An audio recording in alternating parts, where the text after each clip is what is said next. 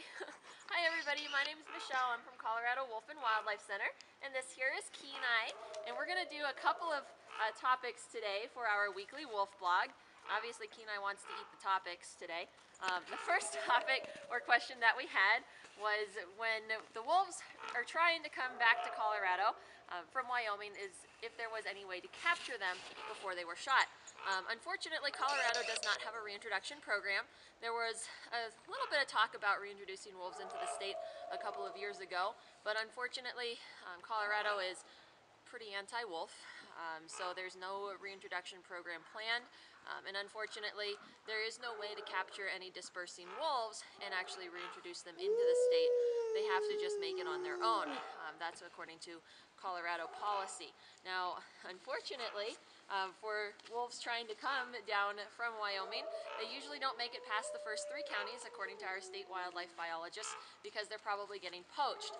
Now, if they're not caught, nobody's unfortunately going to be able to tell if any of these wolves got killed. So one of the other questions we had was if hunters or trappers or poachers can capture or track wolves using their radio collars.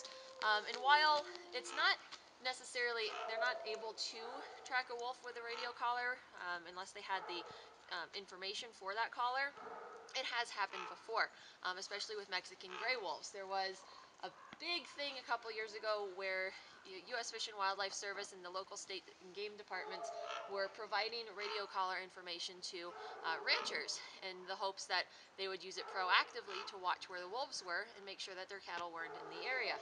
Unfortunately, they didn't use it the right way, and the wolves ended up being shot. So it is a big issue in that fact. So that kind of brings us to the point about something we posted on our Facebook last week about the McKittrick policy. Now, something that we struggle with a lot is when we post these videos or pictures, we get lots of likes, lots of shares. I mean, the video with Danielle had almost 2 million views, which is fantastic, but these are not important things. What's important is actually being a voice for these animals. And when we shared about the McKittrick policy, we got maybe 30 likes. That's not what we're here for. We're here for the animals. We're here to be a voice for them, and that's what we're asking you guys to do.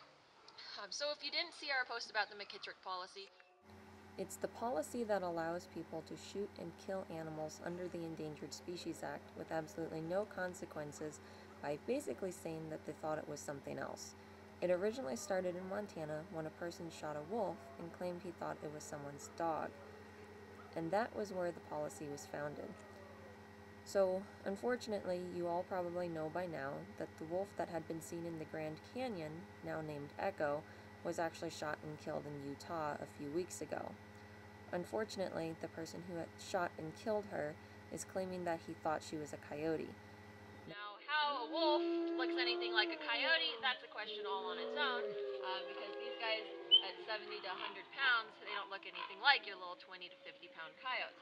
But unfortunately, under the McKittrick policy, he's probably going to get away with killing that wolf, even though she's protected under the Federal Endangered Species Act in the state of Utah. So please sign the petitions that we post. Please be a voice for these animals, because they need us now more than ever. So again, this was our weekly wolf blog, and let us know if you have any questions, and we'll be happy to post them next week.